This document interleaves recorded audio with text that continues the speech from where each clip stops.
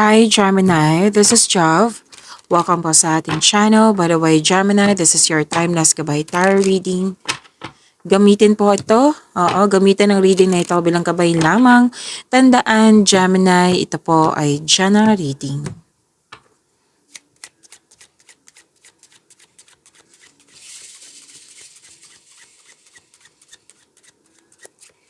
Mga parating pa para kay Gemini.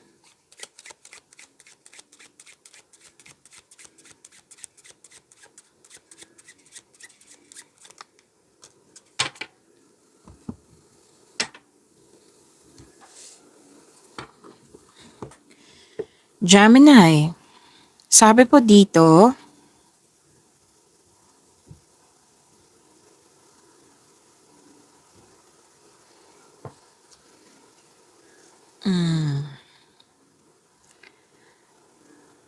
okay, malalim mong iniisip. Malalim mong iniisip, maraming iniisip, more on planning, gumagawa ng plano. Pwede din strat plan. Kasi may gagawin kang desisyon. So this is thinking process, Gemini. Pwede din nag-self-study kayo ngayon, nag-research kayo ngayon. Pwede din po nagtatanong kayo sa mga may alam. Meditating sa inyong mga gustong gawin. Like, gumagawa nga ng desisyon. Digesting information. So this is daydreaming. Maraming iniisip nga. May intensyon. At ginagamit niyo po yung talino niyo ngayon. Okay?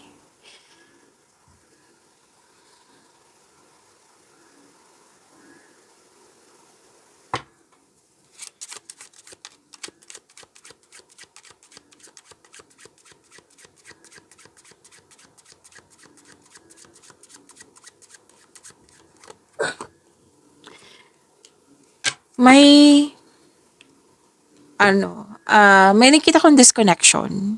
Pwedeng tampuhan to or pwedeng hindi na nag-usap or nagkaroon ng unresolved issues. Oo. Tapos some of you gustong magkaroon ng relasyon. Pwedeng sa romance to, pwedeng sa kaibigan. Gustong magkaroon ng relasyon. Yan. At gusto din na maging wife. Kumbaga gustong magkaroon ng kasal, gustong maging wife, iniisip mo, ano kayang klaseng wife ako?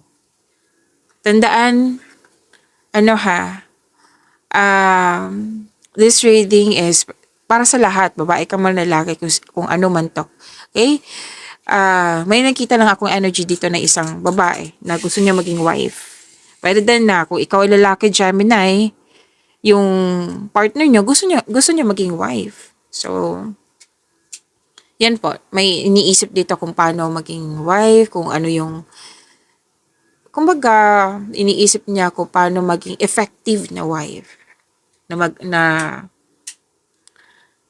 Okay. Pwede din na may kausap ka na isang ina na may mga anak. Yan. Pwede din siya yung kausap mo na nagtanong ka sa kanya. 'Di ba, nag-gather ka ng factual information kasi malalim iniisip mo, may gagawin kang desisyon, gumagawa ka ng plano.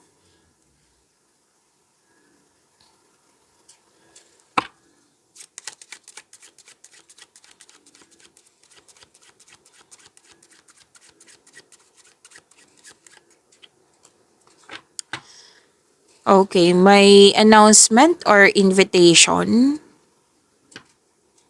May makakatanggap ka ng tawag.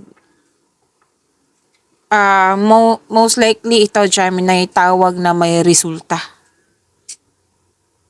Oo. Like yung mga tanong mo, tinawagan ka para sagutin yon, or di kaya this is a service.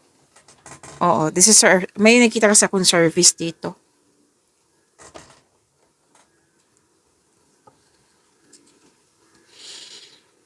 Tapos, waiting for results. Pwedeng may problema ka, may mga concern ka, tapos tinawagan ka na Okay na yung concern mo. Yan. Naayos na nila. Yan. May response na. Kung dati hindi sumasagot or matagal sumagot, na ito yung concern mo, tapos ngayon, tinawagan ka na. Like sila talaga ang naggawa ng move. Tapos nagbigay sila ng magandang resulta. Yung mga hinahintay mo yung resulta, may mangyayari kung kailan nyo pong nanood. Kung kailan nyo po ito napanood kasi timeless reading to. Okay? Na tinawagan ka, okay na to yung concern mo. Ito na yung sagot. Tapos na, okay na. Yan. May resulta na, may sagot na. May solusyon na. Kasi may nakikita ko ditong meditating on your problems, like bibigyan mo siya talaga ng sagot. Binigyan mo siya ng action, tapos ito, may resulta na. Which is good, diba? Ang ganda kasi may resulta na okay na. Yan. Na importanteng mensahe po ito. Tapos, itong importanteng mensahe na ito, sinabihan ka, pwedeng tinawagan ka, pwede din na nagbigay ito ng letter sa iyo, nagbigay ng text sa iyo, pero most likely, email or tawag. Yan yung nakikita ko. Pwede din naman SMS. Pero most of you makakatanggap ng tawag or email.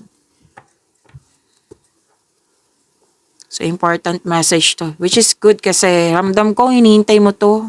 Pwedeng ito yung nagbigay ng concern sa iyo sa nakarang araw, Gemini. At least okay na, Gemini. So, this is important communication. May mahalagang pag-uusap nga. Dalawang card po na mismo nagsabi dito, Gemini. And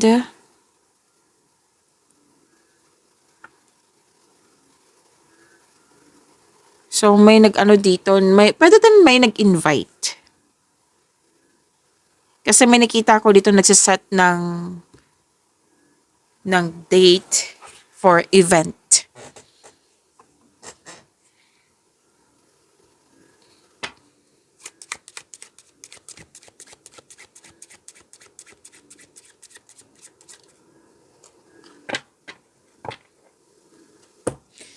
May wedding, may usapin tungkol sa marriage. Pwede din kakapasok lang po ng relasyon. Pwede sa romance and love. Pero may nakita rin ako ditong sa career and money nyo. May nakita nga akong kontrata dito. Deal, commitment, promises. Basta may nangyari. Ngayon na, deal, commitment, promises.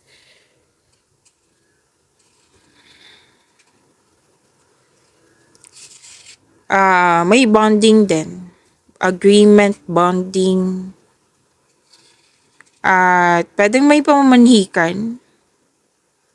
Yes. May nakita ka sa akong mga tao dito. Tapos may ma-agreement. Oo. Pwedeng may pamamanhikan din. Aside, di ba may nasabi ako kanina na pwedeng marriage to, wedding, pwedeng signing of contract. Kasi may nakita kong kontrata. Bonding. Most likely bonding. Yan. Agreement. And, by the way, pwedeng may buntis ngayon or mabubuntis. And this is also Gemini fertility. Kung gusto mo, kung pwede sa'yo, kung okay sa'yo, go ahead. Kung lalaki kayo, pwede din jowa nyo or partner nyo. Oo. Okay. May sinabi dito na pwedeng sa nakaraan naging hopeless kayo. Let's say, kahapon, sobrang hopeless mo, tapos hindi mo na alam kung paano kung paano nagkagawin. Like, na-frustrate. Tapos dito, nagbigay ng pag-asa. Kasi nga, yung sinabi kanina, naayos na Naayos na talaga yung concern. Kasi I felt, ang tawag dito? I felt easy. Like, yung mga sagot sa inyong mga katanungan, meron na. Yung solusyon sa inyong problema, meron na. Yan, pag-asa. Dalawang card na po ni sabi dito, Gemini, na yung hinihintay nyo, dumating na. Dumating na po. And some of you, habang hinihintay mo po to, pwede dumating na or parating na. Some of you, habang hinihintay mo to, you are believing in a positive outcome na magkakaroon talaga. So, all is possible through faith. Nakikita ko nga dito, Gemini, like, nagdasal ka talaga na God, gusto ko tong magkaroon ng solusyon, gusto ko magkaroon ng sagot to, pero naguguluhan na ako. You're asking for divine assistance. And through your faith, nasagot na, may sagot na, naging maayos na. This is success, may na-attain kayo, attainment po, may naabot kayo. Yan. May usapin tungkol sa investment. This okay na, Gemini?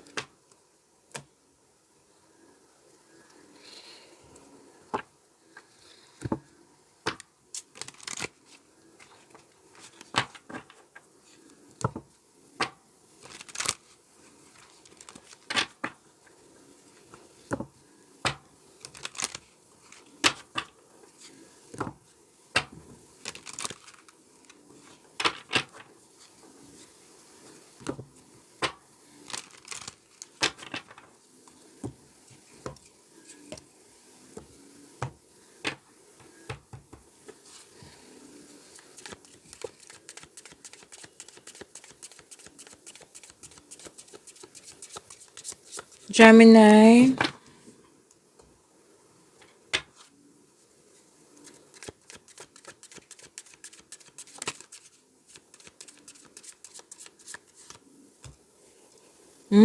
Ganda.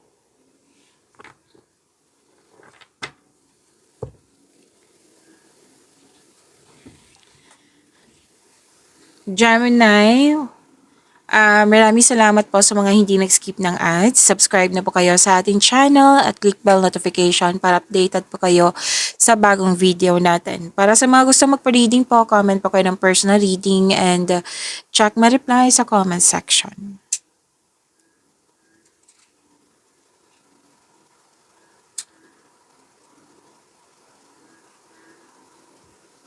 Gemini, may na-receive kayong malaking blessings at nakikita ko na dito, nag-share ka na ng blessings.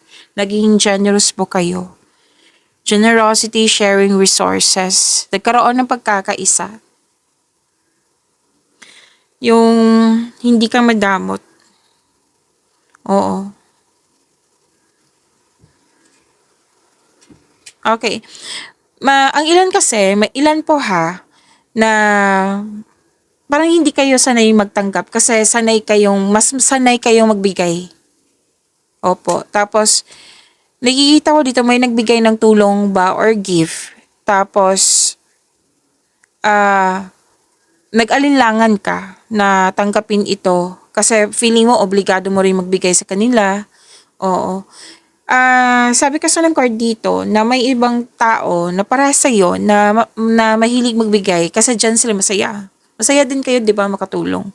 So, give back kung kaya mo o may sobra ka. Kung magiging komportable ka sa pagtangkap ng tulong, mas marami kasaganaan ang dadaloy sa iyong buhay.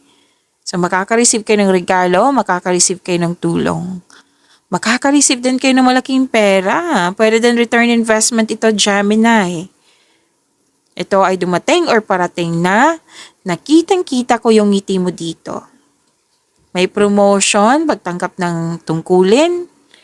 Oo, pwedeng pagtaas ng kita, sweldo allowance nga. And this card asks you to consider helping someone. Kung ba, may nakita ko dito nag-donate sa mga taong nangailangan. Nagbigay ng pre-loves clothes, gamit sa bahay. So this is generosity. Ang ganda nito. Claim nyo po.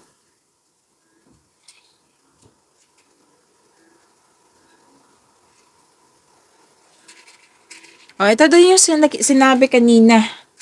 Dito po, na-overcome na yung mga obstacles, challenges, fears, struggles. Na-overcome na, tapos na. Na-overcome na po ito. This is good. Ilang beses lumabas dito kanina at lumabas din dito sa tarot cards niyo. You're moving forward with courage po. Yes. Ang ilan nga sa inyo lumabas sa comfort zone na. Okay, may advice ang card nyo dito, Gemini, na i-share mo sa taong may concern ka. Ipaalam mo sa kanya kasi mukhang hindi kanya naintindihan or hindi niya alam kung ano talaga yung concern mo.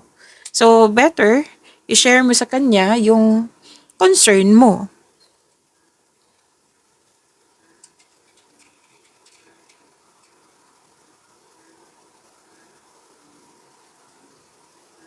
So, ang ganda na overcoming obstacles po ito. Tapos na.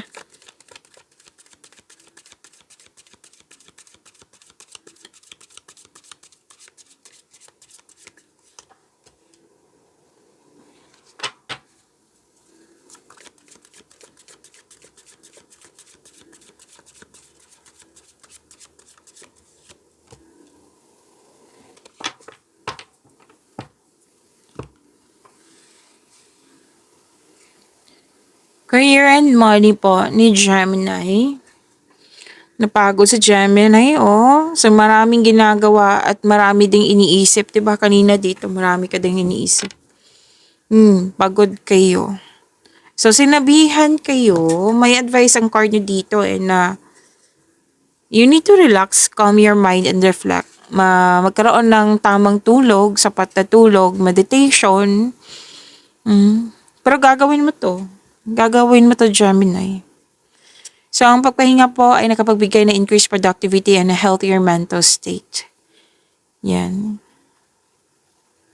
Kasi nakita ko dito na pwedeng nangyari na to, Gemini. Kasi na sinabi naman dito tapos na at dito din tapos na. Yung napagod talaga kayo pwedeng na-stress or napagod. Stress kasi nakakapagod din yung stress, diba? Kasi boost to boost yung emotion mo sa kakaisip sa napagod talaga. Okay, so ito, sinabi kasi nakatapos na. So, after this, gawain mo, kasi natapos na, may balak kang mag-rest day, magbakasyon. Basta most likely, magpahinga talaga to. Para makapag-isip ng mabuti at makapaghanda at magpagaling.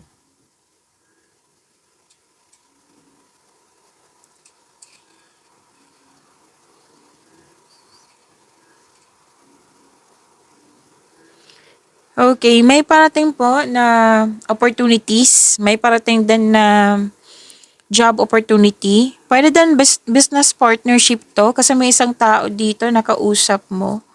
Which is sinabi din dito na, 'di ba, sabi ko kanina na may commitment, promises, yan. May business partnership ako nakita dito. Sa isang tao to ha. Pwedeng hindi siya business partnership, pwede din tutulungan ka ng taong ito. Pwedeng nagbigay ito ng mga ideas sa'yo, nagbigay ito ng puhunan sa'yo. Basta may isang tao dito na makipagtulungan. Pwedeng business partnership ito, kasosyo. So, any kind of opportunity, kasama na yung makipag-partnership sa'yo or nagbigay ng tulong sa'yo. Ang sabi ng card dito, grab mo to. Grab mo ito. Lalo na tong opportunity na nakikita ko dito na may job opportunity ha. Dahil nakikita ko dito yung financial growth. Yes, makatulong to sa'yo. Basta planuhin na mabuti at sipagan sa araw-araw. Okay, so ang ganda ng opportunities nyo. Sinabihan kasi kayo na tanggapin mo. And I think this is an answered prayer, Gemini. Kasi sinabihan ka na tanggapin mo tong opportunity na ito kasi ito na yung magkakaroon ng growth na which is gusto mo. So, this is magandang balita.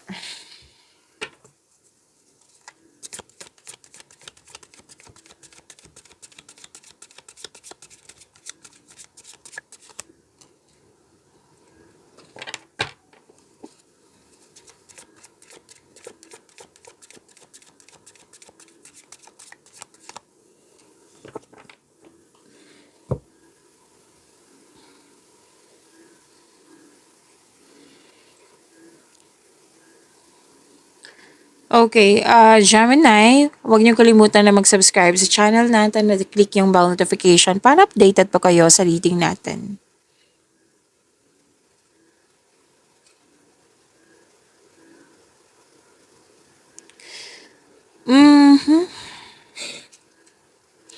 May nakita ko dito, Gemini, na may lihim, nagsisinungaling. Pero kung malapit to sa'yo, mag-uusap kayo. Tapos, lahat ng concern mo, i-refer mo na sa kanya. Para matapos na yan, mabigyan na ng solusyon. Para magkaroon na siya ng adjustment, para magkaayos na po kayo. Maging bukas at makipag-usap ng malinaw sa loob na inyong connection. Pwede din na hindi to sa partner, kundi sa kaibigan ba? Kung sino man yung taong malapit sa'yo. Tapos, sa mga single, mag-ingat po kayo sa taong na, alam mo to na hindi siya naging tapat sa'yo. Pero patuloy ka pa rin sinusuyo. So, mag-ingat kayo sa kanya.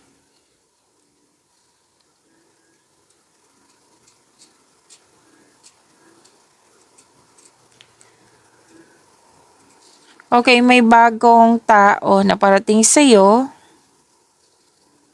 Magiging blooming ang inyong love life. Sa mga single dyan. Tapos, sa mga marelasyon, pwedeng magsisimula kayo, like magbuo na kayo ng pamilya. At kung may anak na kayo, pwedeng dagdag anak din to. Pag-imanin niyo po yung blessings sa binigay sa inyo, Gemini. See you tomorrow. Maraming salamat po.